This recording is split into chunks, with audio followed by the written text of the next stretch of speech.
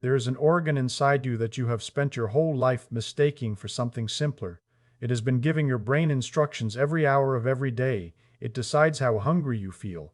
It sets how fast you burn a meal. It grows larger the more you feed it, and the larger it grows, the harder it fights to stay. You have felt it giving orders without ever knowing where they came from. The hunger that climbed when it had every reason to fall. The stiffness in the mornings that never used to be there. The insulin doing less with the very same plate of food. The energy draining out of ordinary afternoons. The weight that stalled the moment you tried to lose it, then crept back the instant you stopped. You handled each one as a separate little failure of a body getting older. They were orders from one place. The organ is your fat. The fat under your skin, the fat packed and tight around your organs, has been working every hour of every day since the moment it accumulated. It sends messages constantly to your brain, your immune system, your muscles, the linings of your blood vessels. It tells your brain to stay hungry. It tells your immune cells to stay inflamed. It tells your insulin to work less. It tells your metabolism to ease off the throttle. The more of this tissue there is, the louder every one of those messages becomes, and the louder they become, the harder the tissue gets to shrink. That is the whole shape of it, said once, so you can carry it while the rest builds underneath. Several signals leave this tissue, and they knot into a small number of loops. Each loop, by itself, is enough to coax more of the tissue into place. Turning together, they build a defense that shrugs off almost any single change you try to make against it. So the plainest question comes first. What is this tissue actually manufacturing, and why on earth would a lump of stored fuel be sending anybody a message? Because storing fuel is only one of this tissue's many jobs, and by far the smaller one. By sheer mass, the fat on a human body is the largest hormone-producing organ you carry around. Every fat cell, every single one, is a small working gland. It builds chemical signals and steadily releases them into your blood without a pause, and those signals travel to the brain, the liver, the muscles, the immune cells, the walls of your vessels. Take the tissue you have pictured your whole life as insulation and picture it instead as a gland, spread thin across the entire body, wired into every system that keeps you alive. That image sits far closer to the truth than the pantry ever did. These signals deserve naming because you have felt each of them arrive. One is a hunger hormone, made in proportion to how large the cells have grown. One keeps your insulin sensitive, and this one, oddly, dwindles as the cells expand. Two of them are inflammation signals that swell right alongside the cells. One blunts insulin head-on, and the last is an enzyme buried inside the fat rather than a hormone it releases, an enzyme that manufactures a stress hormone on the premises, the very same stress hormone your adrenal glands pour out under pressure. Here is the piece that governs everything downstream. As each cell enlarges, the recipe shifts. The protective signals fade out. The harmful ones climb. The organ rewrites its own broadcast as it grows, and it rewrites it in precisely the wrong direction, so the balance keeps moving. It tips as the tissue grows. Which output tips first? Whichever one decides whether you feel full at all. And that is exactly where the trouble starts. Your fat cells make that hunger hormone, and its name is leptin, and each cell makes it in proportion to its own size. Larger cells, more leptin. That leptin rides the bloodstream up into a small region deep inside your brain, the hypothalamus, which reads the leptin level the way a driver reads a fuel gauge for the whole body. A high reading is meant to say the tanks are full, so ease off, eat less. A low reading is meant to say the tanks are running down, so go find food. For most of a life, this gauge is a quiet marvel. You gain a little, leptin lifts, appetite hushes, the cells drift back toward where they started, and you never once notice the machinery at work. Here is the part worth slowing down on, because the same hormone behaves in two completely different ways depending only on time. In a short, fast gain, the system works exactly as designed. You put on a few pounds over a couple of weeks, leptin climbs, the hypothalamus catches the rise, your appetite genuinely drops, you eat a little less without even deciding to, and the cells ease back down. The gauge did its job. That version of your body, the one that self-corrects in a fortnight, is the one most people assume they still have. Now let the weight stay up. Not for a week, not for one hard month. For years.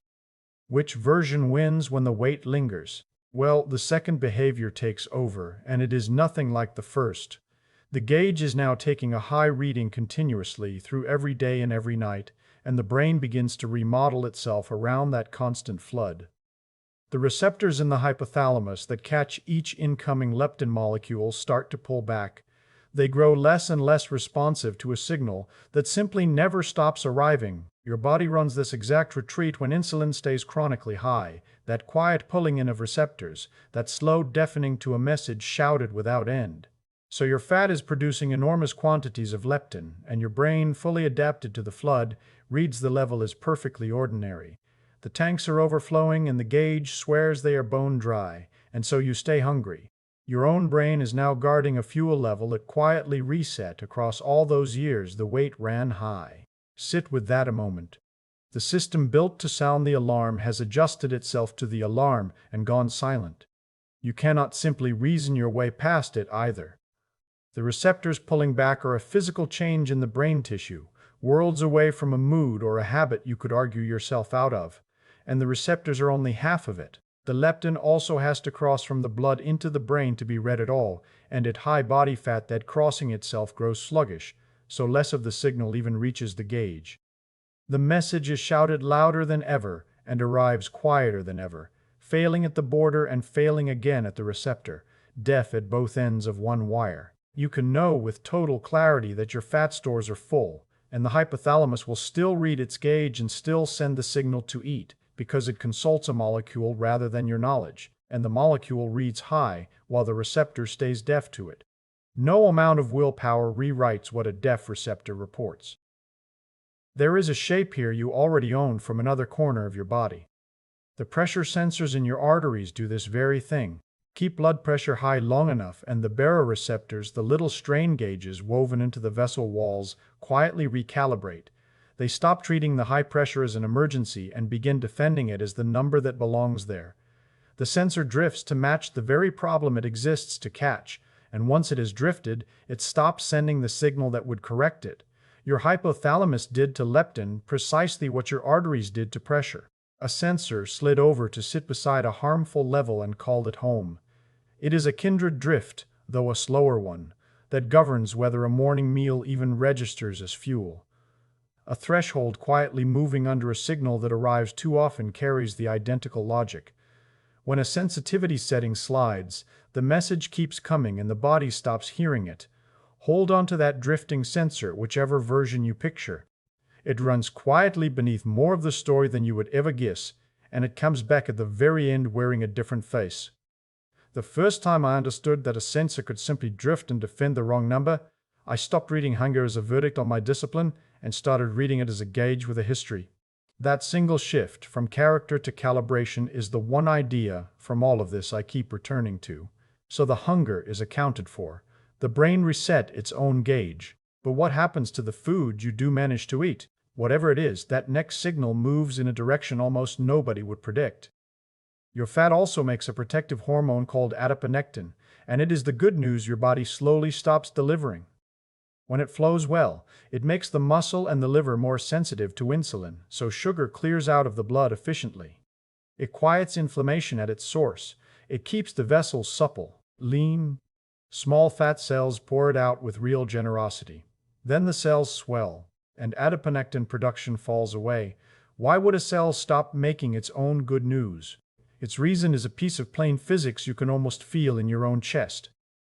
A fat cell that balloons past a certain size outgrows its own blood supply. The tiny capillaries feeding it cannot lay down new pipe fast enough to keep pace, so the deep interior of the cell begins running short on oxygen, and its internal machinery strains under the sheer bulk it now has to hold together.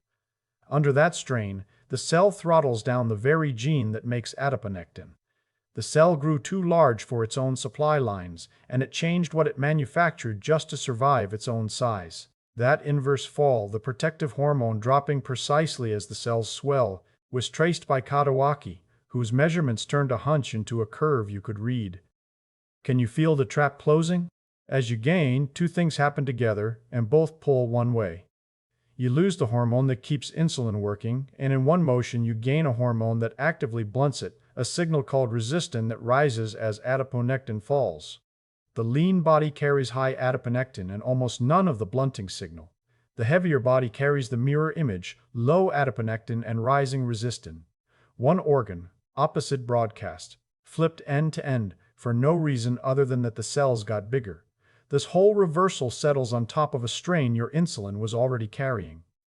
The receptors had already begun their retreat from constant signaling. By this point, the hormone that props up their function has withdrawn, and a second hormone that jams them has arrived. Three pressures down three different roads, converging on one outcome. Less insulin sensitivity built and rebuilt from every angle at once. And you would see none of the three on an ordinary lab slip. The fasting number your physician glances at once a year captures a result, long after the signals that produced it have been shifting quietly for years. Now the protective signal is gone and the blocking signals are up, which leaves an output you have very likely been handing to your age instead of to your fat. Think of the low ache that lives in the joints now, the cut on your hand that takes a week longer to close than it did at 40, the sense of running warm on the inside. That is inflammation, and enlarged fat cells manufacture it directly. They release two signaling molecules above all others, one called tumor necrosis factor alpha, one called interleukin-6, and they release more of each as the cells swell larger. These molecules pour out of the fat, enter the bloodstream, and produce a low, steady, body-wide inflammation that shows up plainly in a routine blood test as a rise in something called C-reactive protein, a marker that climbs in near lockstep with body fat. So the very number your doctor watches for heart risk is, in part, a readout of how loudly your fat is talking. The link from enlarged fat to the inflammation that gums up the whole metabolism was penned by Hadamis Flagel, who put the fat cell itself at the center of the disease it drives. That quiet inflammation is anything but idle. It roughens the smooth lining of your vessels. It reaches inside your cells and jams the insulin signal from yet a third separate angle, stacked on the two already at work. It even travels to the lining of your gut and helps pry loose the tight seams that are supposed to keep that barrier sealed shut. So the fat is quietly weakening a border in a part of your body you would never think to connect to it. And the fat sitting deep in your abdomen does this work at closer range than the softer fat under your skin, near enough to the flow leaving your gut that its output arrives barely diluted. Here is the thing to let land: the aches, the recovery that drags, the sense that your body has turned up its own background irritation, all the vague wear you had quietly filed under getting older, has a factory. And the factory is the enlarged fat itself. Treat the inflammation while leaving the fat untouched, and you are mopping a floor with the tap still running full. By now, the fat is the clear source of the inflammation, and it stays inflamed because the source stays put. But the most cunning move this organ makes is still ahead of you. It waits, patiently, for the very moment you finally start to lose the weight. What could a shrinking organ possibly do to defend itself? Anyone who has lost real weight and watched it crawl back has felt the front edge of this, despite doing everything the same. That return is a mechanism doing its job, not a verdict on your character.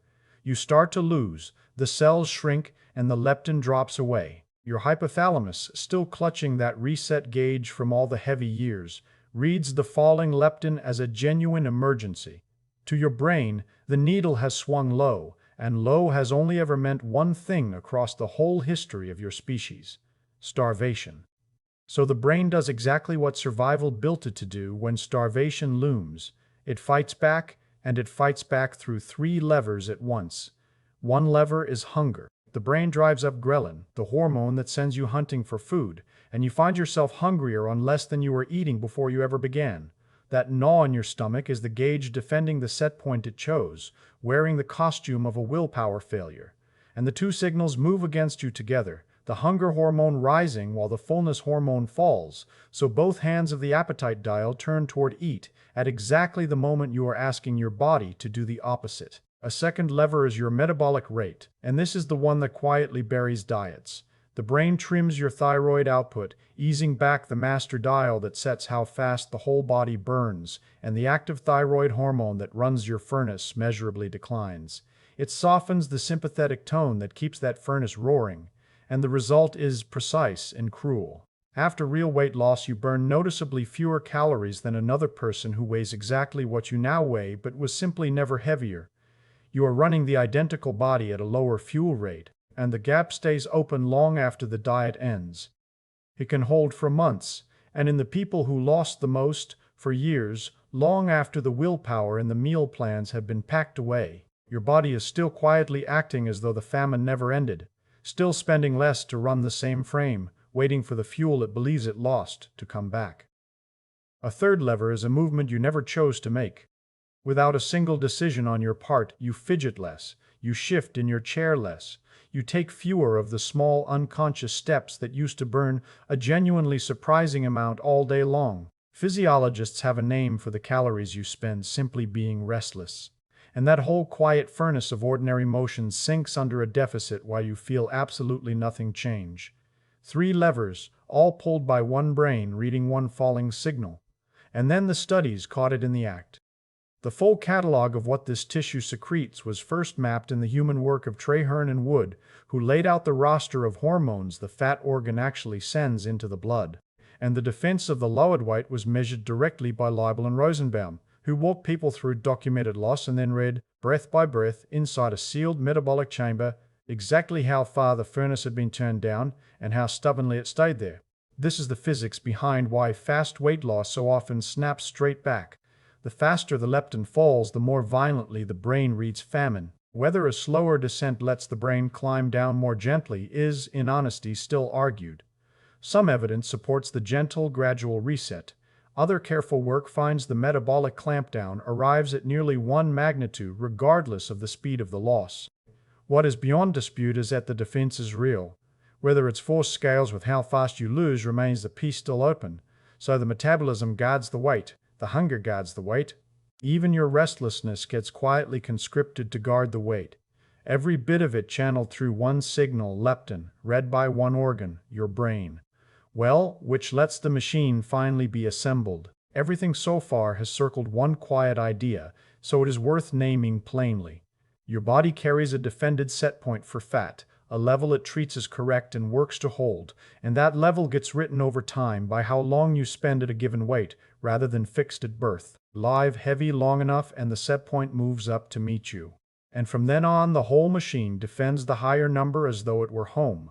Now picture the whole thing turning at once. 4 gears meshed on one shaft. On the first gear, the fat grows, leptin rises, the brain recalibrates, hunger holds high, and yet more fat accumulates.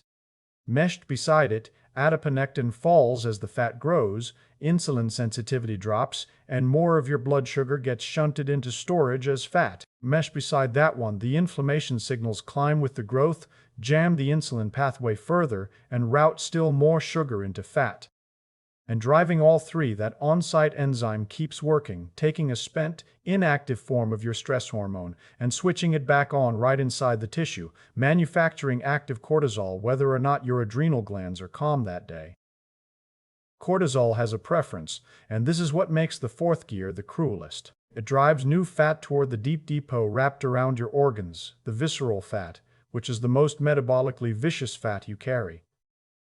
The soft fat under your skin sits relatively quiet. The deep fat around the organs behaves like a different tissue entirely, draining its signals straight into the vein that feeds your liver first before the rest of the body ever sees them, so the liver takes the full undiluted dose of everything this depot makes, the inflammation and the free fatty acids and the rest, and passes the damage downstream. 2 people at the same weight can carry very different amounts of this deep fat, and the one carrying more is running every gear in this machine hotter. So the 4th gear does more than add fat. It steers the fat toward the one location that feeds every other gear hardest. 4 gears, meshed on one shaft, turning together through one organ, each one strong enough on its own to keep the whole machine spinning. And here the older machine steps back into view, the sensor that drifted because it is wired straight into more than one of these gears, quietly defending the set point from a seat inside the machine itself. That leptin hormone was first isolated, its whole role in this circuitry brought into the light by Friedman and Halas, whose work turned fat from dead padding into an organ with a voice. Each of these loops was established on its own, inside its own research program, across many patient years. That single frame, the one saying all 4 turn together, one organ defending itself through every hormonal channel it commands, is the thesis this account assembles out of those separate, solid findings. Each gear, proven on its own, the 4 meshed as one machine, the picture drawn here. And there is a reason one tissue can defend itself so completely. It talks to everything.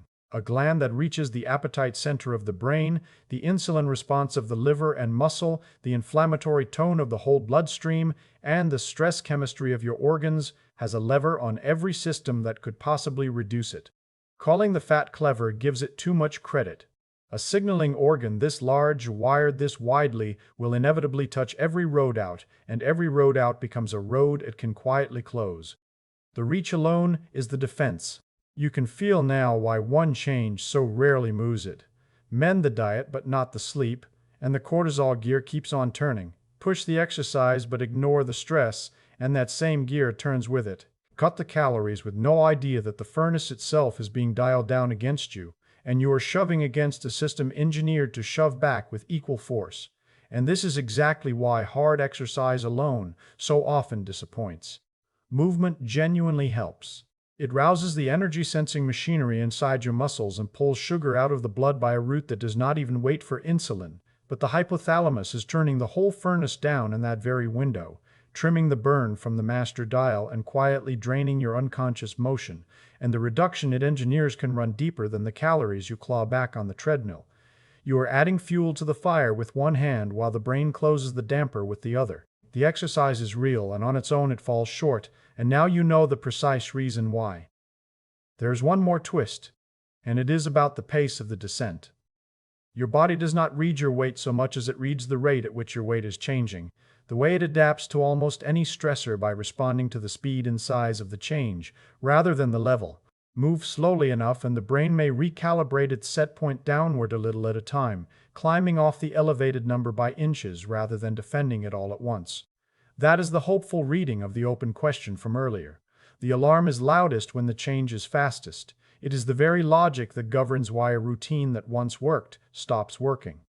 The body adapts to whatever you do repeatedly, meeting a steady stress with a steady countermove until the effect flattens out. Weight loss is a stress like any other, and the organ answers it exactly the way it answers all the others, by adapting to the rate until the push and the pushback reach a truce. The plateau you hit is the organ succeeding at the one job it has quietly taken on, which is to hold the line. What I walked away with was a different picture of my own body. One where a symptom is a signal from a working organ rather than a mark against my will, and that picture has quietly outlasted every diet I have ever tried. This fat was working the entire time, and storage was the least of what it did. Every hour, it was making the leptin that reset your brain until hunger became the resting state of your days. It was making less of the protective hormone with every increment it grew, withdrawing the very thing that had kept your insulin honest. It was pouring out the inflammation you handed to the passing years. It was brewing a stress hormone right there inside its own walls, feeding the one depot that wounds you most. And on the day you finally set out to lose it, the organ answered with a defense that lowered your burn, sharpened your hunger, and stilled your unconscious movement for months after the diet was done. The fat was an organ. The organ was producing the signals that made itself harder to shrink. The one thing you could never see, the thread tying together every scattered symptom you had quietly blamed on age, was that all of them issued from a single place. The fat was the source. The hormones were the message. And your body all along was faithfully following the instructions of the organ it was trying to lose.